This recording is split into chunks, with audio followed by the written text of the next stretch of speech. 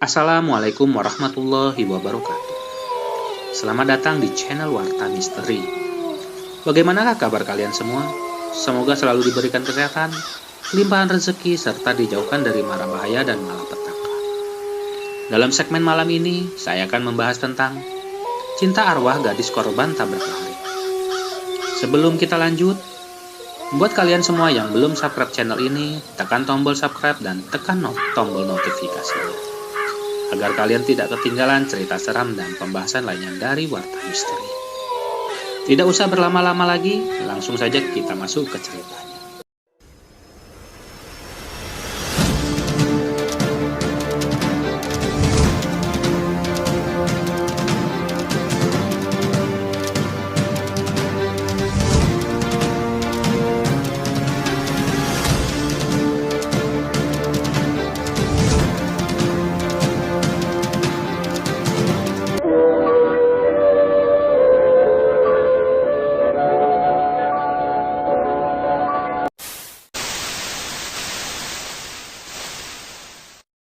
Gara-gara menolong mengevakuasi mayat gadis korban tabrak lari, Rusdi mengalami kejadian mistis yang sangat aneh. Arwah gadis itu datang padanya dan mengaku telah jatuh cinta. Tak hanya itu, si gadis juga mengajaknya bercumbu.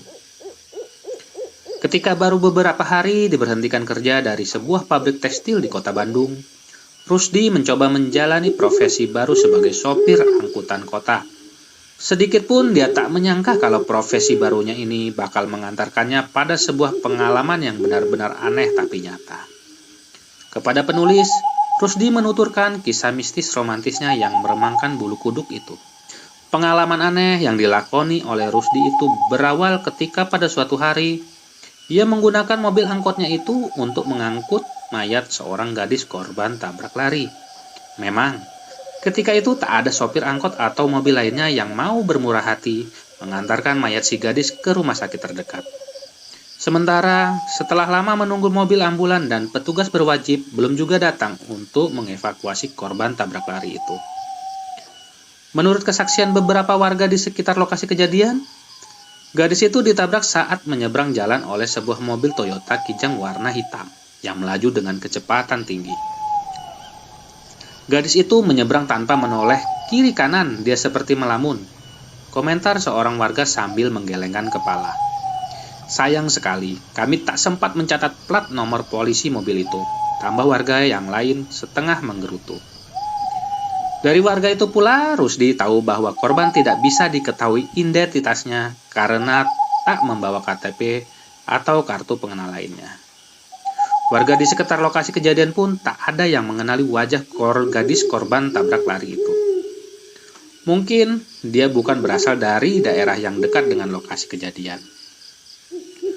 Kondisi mayat gadis itu sungguh mengenaskan. Selain tubuhnya penuh dengan luka gores dan memar, beberapa bagian sendi-sendi tulangnya pun tampak menyembul dan bengkak-bengkak. Dan yang paling mengenaskan lagi, darah tak henti-hentinya menetes dari bagian belakang kepalanya yang retak. Sungguh menyedihkan sekali keadaan gadis ini. Rusdi sempat melihat wajahnya yang cukup cantik dengan hiasan tai lalat di atas bibirnya. Sayang sekali, kalau saja tahu nama dan alamatnya pasti kuantarkan mayat gadis ini pada keluarganya, batin Rusdi. Seraya menghidupkan mesin mobil angkotnya. Meski demikian, karena ambulan yang ditunggu tak kunjung datang, sementara tak ada seorang pun pemilik kendaraan roda 4 yang mau mengevakuasi mayat gadis itu, maka Rusdi akhirnya mengambil inisiatif dengan dorongan rasa kemanusiaannya. Ia bersedia mengantar mayat gadis itu ke rumah sakit, meski pasti takkan ada seorang pun yang mau membayarnya. Tak lama kemudian, mobil angkotnya meluncur menuju rumah sakit terdekat. Namun yang sangat aneh, sejak mobil angkotnya dipakai mengangkut mayat gadis korban tabrak lari itulah, Rusdi sering mendapatkan borongan penumpang keluar kota. Bahkan di saat sopir lain kesulitan mencari penumpang, mobil angkot yang dikemudikan Rusdi malah selalu ramai dipenuhi penumpang. Entahlah, mobil angkotnya itu seperti tiba-tiba punya daya tarik gaib yang mampu menyedot perhatian dan minat penumpang. Sopir-sopir lain setorannya pada nunggak. Tapi sudah seminggu ini setoranmu selalu full. Rupanya kamu berbakat juga jadi sopir, Rus. komentar Pak Barkah sambil tersenyum. Ketika suatu sore Rusdi menyetor uang pada pemajikannya yang punya 5 angkot itu. Alhamdulillah, minggu ini rezeki saya lagi bagus, Pak. Rusdi pun tersenyum bahagia. Biasanya, kalau mobil angkutan dipakai mengangkut mayat korban kecelakaan, maka mobil angkutan itu bakal sial dan sepi penumpang. Begitu menurut kepercayaan yang beredar di kalangan sopir. Tapi ini malah sebaliknya. Jangan-jangan arwah gadis korban tabrak lari itu mencintaimu, Rus? Tambah Pak Barkah dengan nada berkelekar. Ah, Pak Barkah ini ada-ada saja. Di zaman modern ini mana ada arwah yang jatuh cinta pada manusia, tukas Rusdi. Tapi, diam-diam hati Rusdi sebenarnya sempat bergetar juga mendengar canda Pak Barkah barusan. Tanpa seorang tahu, sejak mengantarkan mayat gadis itu, Rusdi sebenarnya merasa sering dibayangi oleh sosok gadis itu yang selalu tersenyum padanya. Karena hari sudah lewat maghrib, Rusdi lalu beranjak dari duduknya dan pamit pulang kepada Pak Barkah. Namun, sepulang dari rumah majikannya itu, Rusdi tidak langsung pulang ke rumahnya, melainkan jalan-jalan dulu ke pasar malam. Ia sengaja menyempatkan diri nonton show dangdut di panggung hiburan.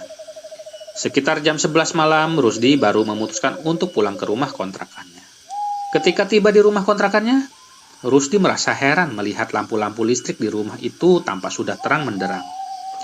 Padahal, ketika pagi buta tadi ia pergi untuk memulai aktivitasnya sebagai sopir angkot, ia sudah memastikan semua lampu di dalam rumah mungil itu telah dimatikannya. Lalu, siapa yang telah menyalakan lampu-lampu itu? Apa mungkin ada yang masuk ke dalam rumah? Ya, misalnya si pemilik rumah yang berbaik hati karena melihat Rusdi belum pulang. Bujangan ini merasa heran. Sambil geleng-geleng kepala, ia merogoh kunci pintu rumah dari saku celana. Begitu melihat keadaan di dalam rumah, lagi-lagi Rusdi merasa heran. Bagaimana tidak heran kalau ia melihat kamar tidurnya sudah dalam keadaan rapi dan bersih. Padahal sewaktu ditinggalkan kamarnya itu dalam keadaan berantakan. Maklum, ia tak pernah sempat merapikan tempat tidur. Biasanya selepas mandi dan sholat subuh ia langsung minggat untuk mencari nafkah. Yang lebih mengherankan lagi, kain spray dan sarung bantal tempat tidurnya tampak sudah dibersih dan rapi seperti baru saja disetrika. Aroma melati tercium dari arah kamar tidur itu. Sesaat Rusdi hanya bisa termenung heran menyaksikan keanehan yang tampak di depan matanya itu. Lebih-lebih di rumah kontrakannya itu ia tinggal sendirian. Lantas, siapa yang telah merapikan tempat tidurnya? Mungkinkah ibu pemilik rumah kontrakannya yang sekali ini ingin berbaik hati padanya? Sekali lagi Rusdi geleng-geleng kepala dan tak menemukan jawab atas pertanyaannya. Namun yang jelas, tak terlihat tanda-tanda adanya orang masuk ke rumah. Bukankah setiap kali hendak keluar rumah Rusdi selalu mengunci pintu dan jendela kamarnya? Maklum, rumah kecil yang baru 1 bulan dikontraknya itu letaknya agak terpencil dari rumah penduduk lainnya. Diam-diam, Rusdi memiliki prasangka lain. Jangan-jangan semua ini ulah bangsa siluman atau makhluk halus. Bersamaan dengan munculnya pikiran ini, bulu kuduk Rusdi tiba-tiba berdiri meremang. Anehnya, bersama dengan itu pula, Rusdi mendengar suara kecipak dan guyuran air dari arah kamar mandi. Dengan heran dan penasaran, Rusdi lalu memberanikan diri melangkah menuju kamar mandi. Letak kamar mandi itu memang menyatu dengan dapur dan hanya dibatasi dinding penyekat yang terbuat dari bilik bambu. Semakin dekat ke kamar mandi, semakin jelas suara keciprat dan guyuran airnya. Seperti suara orang yang tengah mandi. Pikir Rusdi sambil melangkah mengendap mendekati bilik kamar mandi itu. Ia lalu mencari celah lubang bilik bambu itu, dan betapa terkejutnya Rusdi manakala dari celah-celah bilik bambu itu, ia bisa melihat seorang gadis tengah asyik mandi.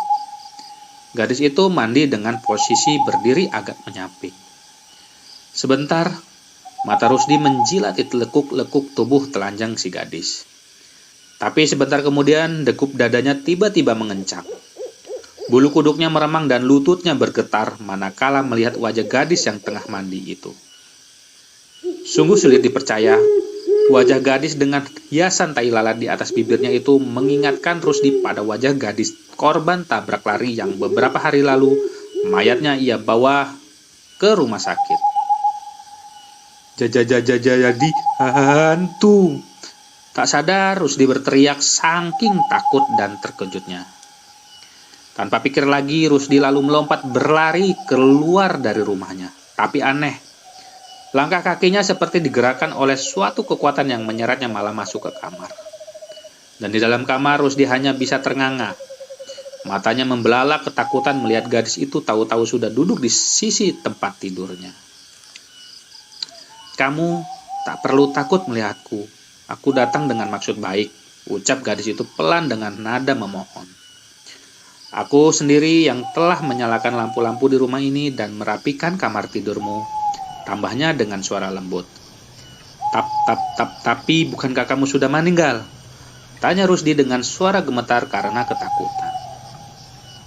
"Yang meninggal itu hanya jasadku, tetapi arwahku tidak," tukas gadis itu seperti ingin meyakinkan. Lalu dia bercerita dengan suara yang terdengar sangat perih. "Bagiku lebih baik mati jadi korban tabrak lari daripada harus hidup menyusui 3 sosok tuyul peliharaan orang tuaku. Kamu tahu, sudah 2 tahun lebih orang tuaku mendapatkan harta dengan cara tidak halal. Menyuruh tuyul-tuyul itu mencuri uang dari rumah tetangga. Gilanya, ibuku malah bersedia menjadi ibu asuh 3 sosok tuyul itu. Setiap malam Selasa dan Jumat dia bersedia menyusui makhluk itu. Sampai suatu hari ibuku ditemui pingsan karena kekurangan darah di tubuhnya. Sejak itulah aku tahu bahwa orang tuaku memelihara tuyul di rumah. Dan sejak itu pula ayahku memaksa agar aku mau menyusui ketiga tuyul itu. Katanya, aku harus rela melakukan ini sampai utang-utang orang tuaku lunas. Namun aku lebih memilih minggat dari rumah daripada menuruti perintah gila ayahku itu." Rusdi hanya terdiam mendengar ceritanya yang aneh dan menyakitkan itu. Pikirannya benar-benar kacau, aneh, heran, bingung, dan takut. Semuanya seakan menyatu di dalam dada laki-laki yang masih hidup membujang ini. Sebenarnya, dalam peristiwa tabrak lari itu adalah aku yang salah. Waktu itu, aku memang sengaja membiarkan tubuhku ditabrak mobil. Tapi sudahlah, semuanya sudah terjadi. Yang penting di malam ke-7 ini aku ingin berterima kasih padamu, ucap gadis itu sambil merubah posisi duduknya jadi setengah merebah. Kaki kanannya tampak terangkat menginjak tempat tidur, sementara kaki kirinya dibiarkan tetap di lantai. Karena posisi si gadis yang demikian, cahaya lampu listrik di kamar itu seperti langsung menerobos belahan atas sepasang kakinya. Leku-leku indah tubuh gadis itu pun tampak jelas karena terbungkus gaun putih yang transparan. Kurasa selama ini ungkapan terima kasihku belum cukup. Jujur saja, sejak kamu bermurah hati mau mengantarkan jasadku ke rumah sakit, arwahku sudah tertarik padamu. Malam ini aku ingin mewujudkan rasa cinta dan terima kasihku. Kuharap kamu mengerti maksudku. Biar arwahku tenang mengembara di alam nan jauh di sana. Desa si gadis itu dengan senyum dan tatap mata menggoda. Aneh, senyum dan tatapan mata gadis itu seperti mengundang suatu kekuatan yang bukan hanya mampu menumpulkan kesadaran Rusdi, tetapi juga telah membangkitkan gairah birahi laki-laki yang masih bujangan ini. Untuk beberapa waktu lamanya ia tetap coba berdiri di sudut ruangan. Namun, sorot matanya mulai berubah nanar melihat keindahan yang terpampang di hadapannya. Ayolah, tak baik terus-menerus berdiri di situ, desah si gadis lagi sambil melambaikan tangan mengajak Rusdi duduk di sampingnya. Degup di dada Rusdi kian mengencang. Gejolak birahinya makin meronta manakala sudah duduk di samping gadis itu. Apalagi dalam waktu sekejap, bibir dan tangan si gadis langsung menggerayangi setiap jengkal tubuhnya. Beberapa detik kemudian, dua tubuh telanjang berlainan jenis dan alam itu telah menyatu dalam lagu dan gerak cinta yang menghanyutkan. Lama mereka saling memacu hasratnya, hingga akhirnya keduanya sama-sama tergolek lemas, bersimbah keringat. Esoknya ketika pagi menjelang, saat terbangun Rusdi tak melihat lagi gadis itu terbaring indah di sampingnya. Dia telah pergi. Kemana gadis itu pergi, pikir Rusdi, sambil melihat-lihat keadaan seputar kamarnya. Sesaat Rusdi merasakan dirinya baru terjaga dari sebuah mimpi indah namun terasa asing baginya.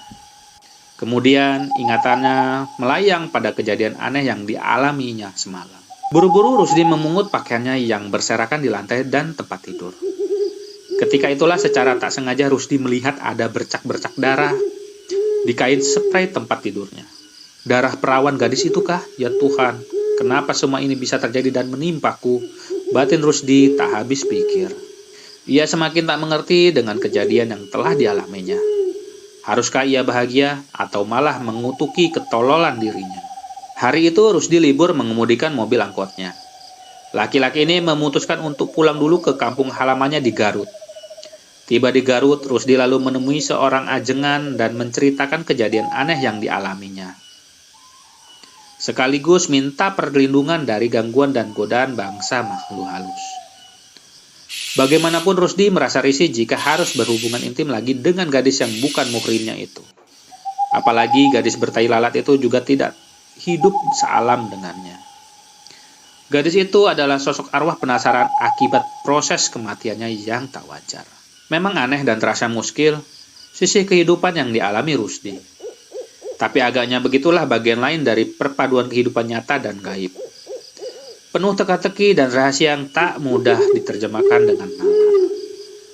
Alhamdulillah, setelah minta petunjuk dan amalan dari ajengan, saya tak lagi mengalami kejadian menyeramkan sekaligus menjijikan seperti yang saya alami malam itu. Kisah Rusdi kepada misteri. Ia mengaku telah melacak keberadaan gadis itu ke rumah sakit. Sayang, pihak rumah sakit tak bisa memberikan banyak keterangan tentang jati diri gadis itu dan siapa yang telah menebus mayatnya. Setiap usai sholat, saya selalu mengirimi dia doa. Ya, semoga saja arwahnya bisa mendapatkan tempat yang layak di sisi Allah Subhanahu wa Ta'ala. Cetus Rusdi dengan tulusnya. Terima kasih kepada teman-teman sekalian yang selalu menyimak Warta Misteri. Saya mohon pamit, tetap semangat dan selamat beristirahat. Wassalamualaikum warahmatullahi wabarakatuh.